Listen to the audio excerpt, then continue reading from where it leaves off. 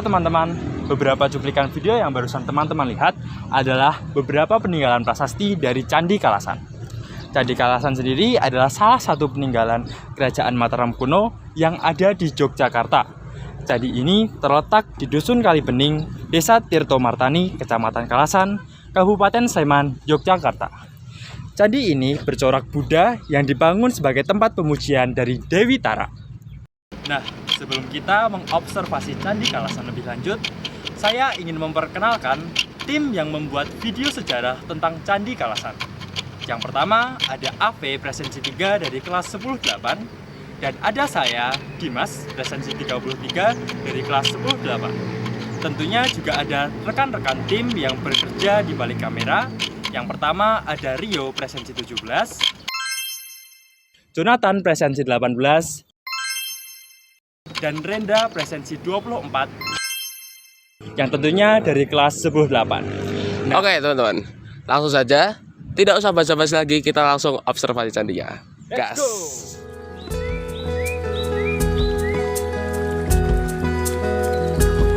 Halo teman-teman semuanya, sekarang kami berada di Candi Kalasan dan kami ingin mengobservasi tentang Candi Kalasan yang terletak di Desa Kalasa ini.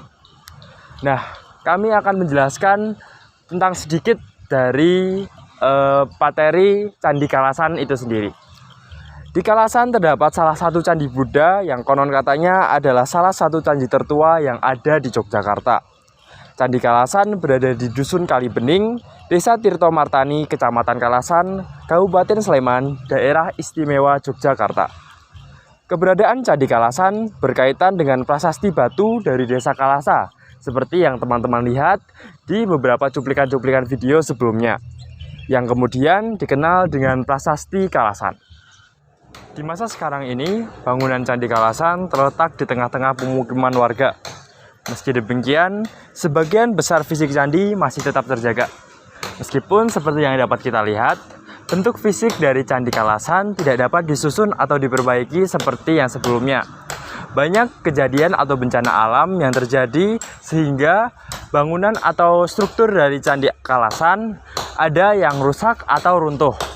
Nah, bisa dilihat di belakang saya seperti struktur-struktur batu atau outer stone, yaitu batu yang ada di luar Candi Kalasan, banyak yang berjatuhan dan ukirannya pun tidak merata. Nah, tetapi terdapat juga outer stone yang masih tersusun terata seperti ini. Bahkan ukiran-ukiran masih bisa dilihat secara jelas. Nah, hal ini membuktikan bahwa bagaimana warga sekitar ataupun pengelola dari Candi Kalasan ini dapat menjaga candi ini dengan baik, meskipun umur atau usia dari bangunan Candi Kalasan ini sudah jauh.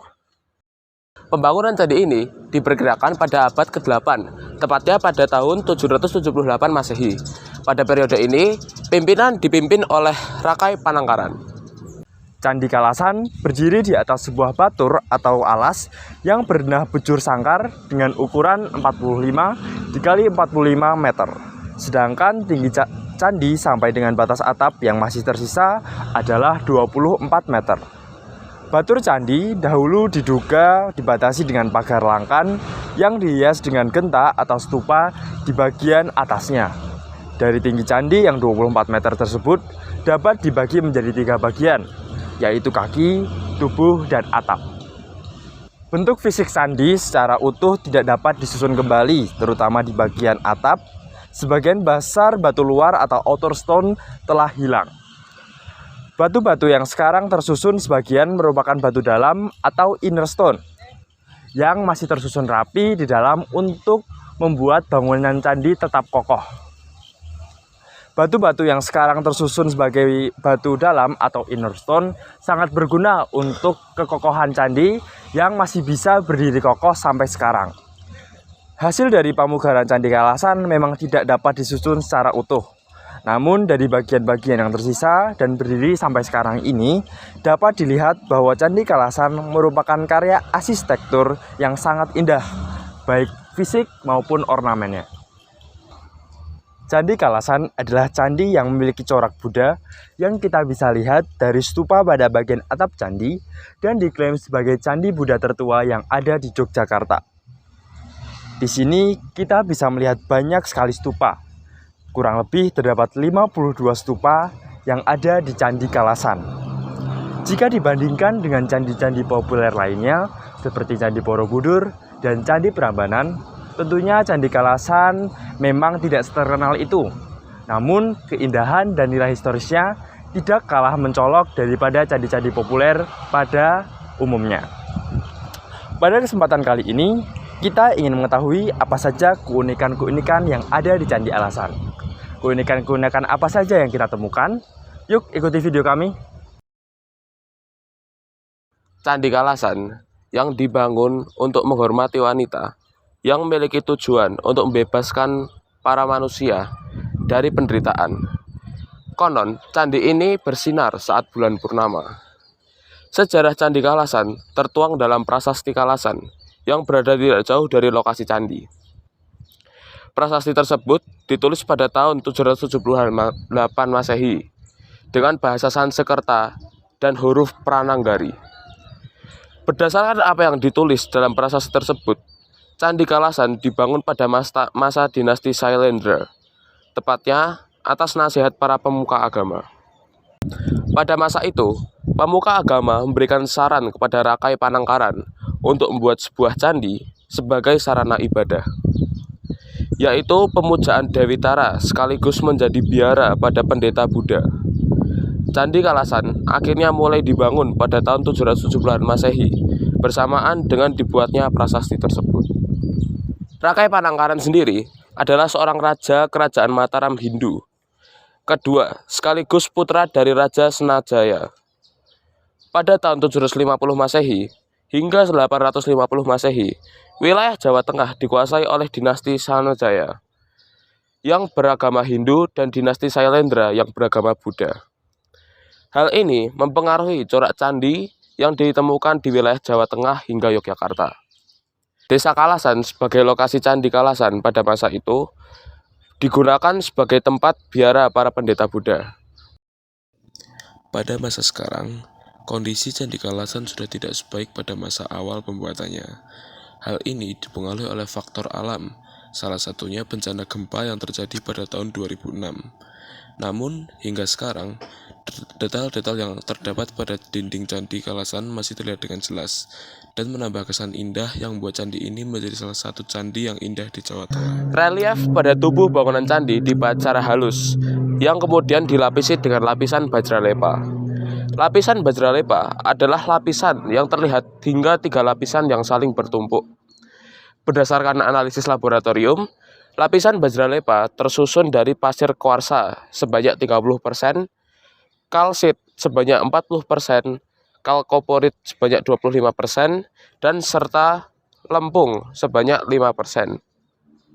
Keunikan lain dari Candi Kalasan yaitu dijumpai batu monolit di tangga masuk sisi timur. Batu ini sering disebut sebagai moonstone atau batu bulan. Di kompleks Candi Kalasan ditemukan sekitar 52 stupa. Reruntuhan stupa-stupa kecil di sekeliling candi itu tidak bisa disusun lagi menjadi utuh karena banyak batu aslinya yang telah lenyap. Puluhan stupa di Candi Kalasan diduga berfungsi untuk tempat penyimpanan abu jenazah untuk pendeta Buddha pada masa Mataram kuno. Di bawah maupun di antara stupa-stupa tersebut ditemukan 81 peti batu yang membuat periuk penyimpanan abu, cermin kecil, dan beberapa potok logam.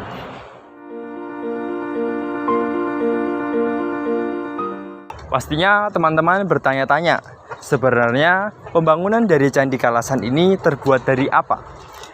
Salah satu dari keistimewaan dari Candi Kalasan terlihat dari teknik pembuatannya. Pembuat dari Candi Kalasan ini sudah menggunakan semen kuno untuk menempelkan relief ke dinding. Pemakaian semen kuno ini juga membuat lapisan lepa di dinding Candi Kalasan mereka kuat. Semen ini disebut Bajralepa atau Vajralepa yang berarti diamond semen. Ia sejenis plester semen kedap air yang dapat mencegah pertumbuhan mikroorganisme sekaligus membuat candi bisa tampak kuning keemasan.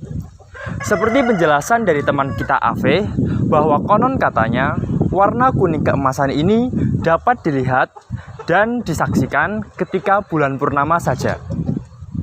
Pembangunan Candi Kalasan berlangsung pada era Sri Maharaja Teja Purnama Panangkaran saat masih memimpin kerajaan Mataram kuno atau Medang.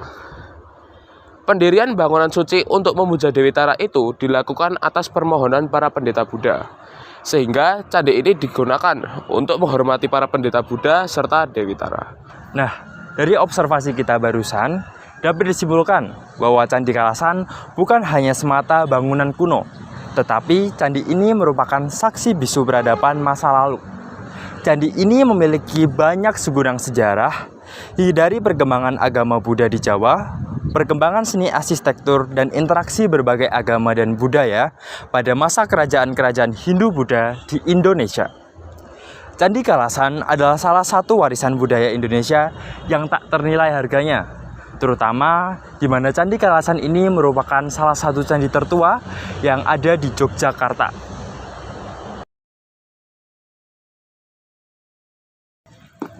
Oke teman-teman, setelah kita mengobservasi candi ini, kita tidak lupa berpesan untuk kepada generasi muda supaya selalu menjaga kelestarian budaya, terutama candi yang ada di Indonesia. Sebagai contoh, Candi Kalasan ini. Mungkin sekian dulu video dari kami. Saya Ave. Saya Dimas. Terima kasih.